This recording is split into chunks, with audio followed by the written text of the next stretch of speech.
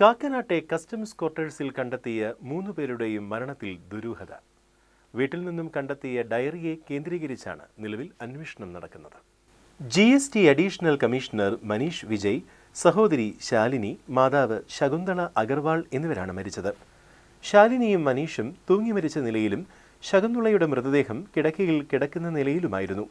ശാലിനിയും മനീഷും ആത്മഹത്യ ചെയ്തതാണെന്ന നിഗമനത്തിലാണ് police.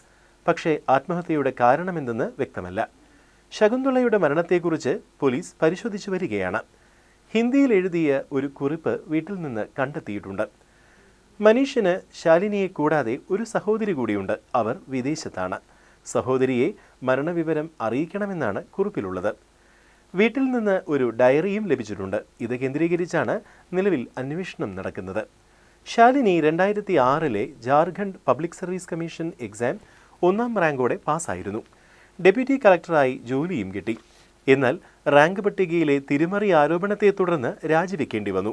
Case CBI ആണ് അന്വേഷിച്ചത്. കഴിഞ്ഞ വർഷം കുറ്റപത്രം സമർപ്പിച്ചു. കേസുമായി ബന്ധപ്പെട്ട് മനീഷും ശാലിനിയും അടുത്തിടെ ജാർഖണ്ഡിലേക്ക് പോയിരുന്നു. ഒരാഴ്ചയായി മനീഷ് വിജയ് അവധിയിലായിരുന്നു.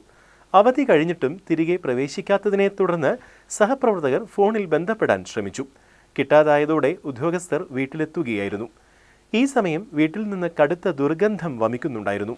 ഇവർ നടത്തിയ പരിശോധനയിലായിരുന്നു മൃതദേഹങ്ങൾ കണ്ടെത്തിയത്.